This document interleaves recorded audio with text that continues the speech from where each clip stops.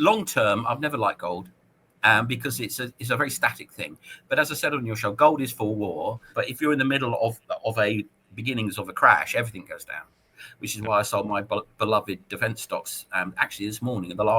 My last guard, the Praetorian Guard of my stocks out of them now. But I will re-enter them at some point. Then that just leaves the precious metals. And I think the precious metals are golden. I mean, gold's going to 5,000 in my book, unless something really big changes. Gold kicked off the second quarter with a bang, surging to new all-time highs after an exceptional performance in the first quarter, where it rallied an impressive 19%. The precious metal sharply reversed direction last week, retreating with a broad sell-off across risk assets. Despite posting a weekly loss of 1.5%, gold still outshined many other markets, particularly silver, which plummeted by 13%, and the tech-heavy Nasdaq 100, which fell by 10%.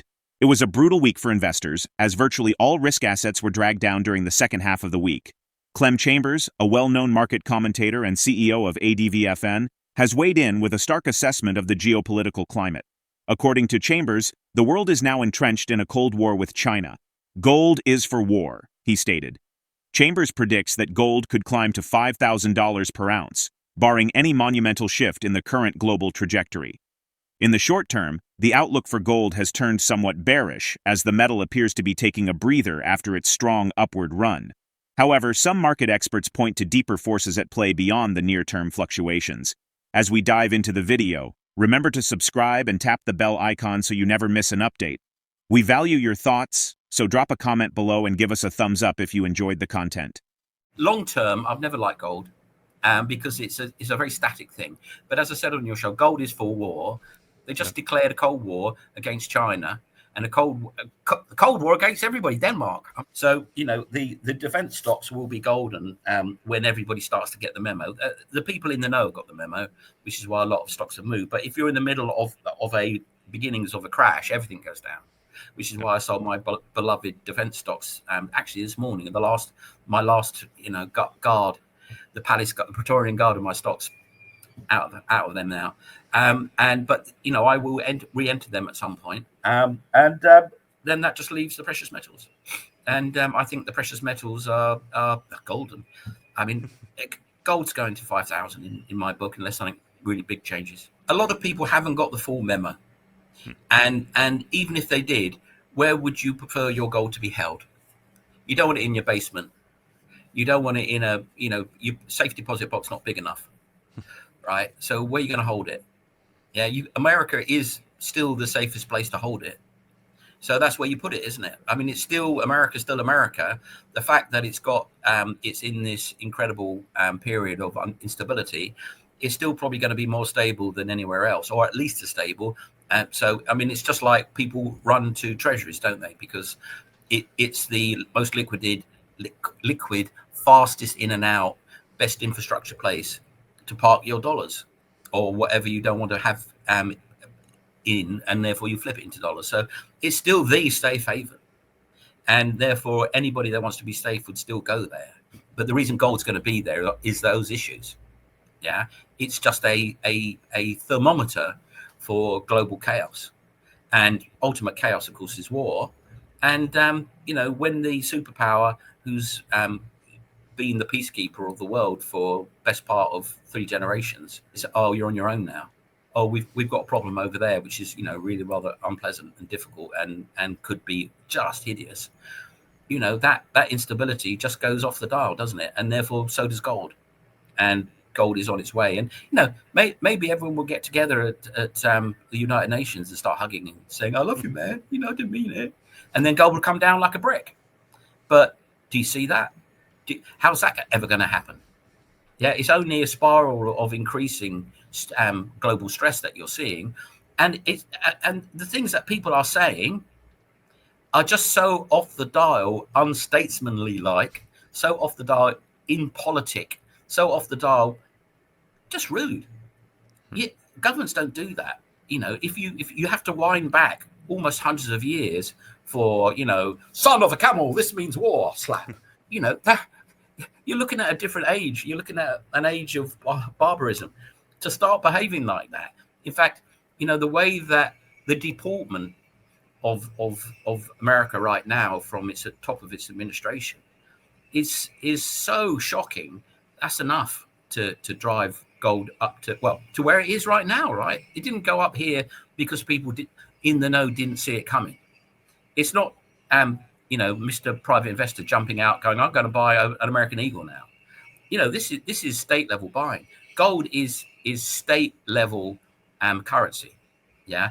It's like, if you think about the old days, you go in and you buy your beer with a penny, which was copper, a US cent. It's a big old coin. You could probably get a whiskey for that, or a pint of beer or whatever.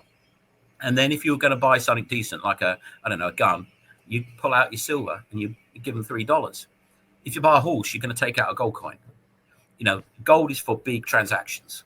And that's why governments historically have transacted in gold. It's heavy, it's easy to move. Everybody agrees.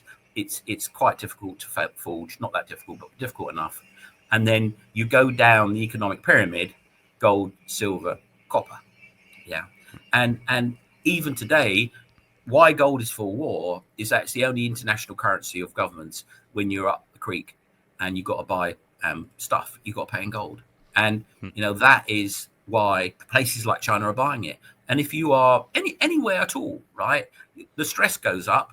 You've got to buy more gold, haven't you? You've got to say, well, Prime Minister or President, things are getting more sticky than they were 3 months ago. So I think we should lay in an extra few tons of gold. We've got 800 tons or whatever, 10,000 tons. I think maybe 5 or 6 more tons would be good. Maybe 10 tons, or China, just get as much as you can in, boys. And there's only 3,200 tons a year being made, which is quite a lot. It's about 2% of the overall supply. But when governments start buying an asset because it is basically strategic, gold is bullets. You just look at it that way, and they're going to be loading up, aren't they? And that's what's pushing the price. And then, of course, the B2C guys, the men in the street, our viewers, go, oh, this is. I think maybe I need a $20 coin in a sock somewhere. And they go out and buy it. And then what happens is it all vanishes. You can't get the damn stuff like you couldn't, back in COVID.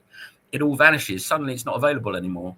But, when there's a run at the government level, then all this sort of, you can't buy it because we're actually short of it, goes away, because, the 800-pound gorilla is the buyer, and the banks and the people that would, go short and then go long and push the market around, which is what market makers do. They're too small. They can't fight governments buying. They can't fight governments going long. So they'll just, they'll have to just go long too. And then you get what we're seeing now. And it's still it's a straight line. And what I said earlier, just plot out where you think gold's going to go and why it's going to go. Just draw it in the future on a chart. Get that chart, move it so there's a big blank space, and then draw what you think is going to happen on there. And then see if it follows that line. And if it does, you're right. And if it doesn't, you're wrong. Economic uncertainty, persistent inflation concerns, and escalating geopolitical tensions have primarily driven the recent surge in gold prices. As global instability deepened, particularly during the trade disputes initiated under former U.S. President Donald Trump, investors increasingly turned to gold as a reliable safe haven asset. HSBC, for example, has raised its average gold price forecast for 2025 to $3,015 per ounce, pointing to heightened geopolitical risks as a key catalyst. Similarly, Bank of America has updated its projections, anticipating gold to reach $3,063 per ounce in 2025 and soar to $3,350 per ounce by 2026. The bank attributes this bullish outlook partly to the continued impact of U.S. trade policy, which has added to overall market volatility and investor caution. What is your price target for gold? Share your feedback in the comments below. If you found this helpful video, hit the thumbs up and subscribe to keep up with our latest updates. We appreciate you being a part of this journey.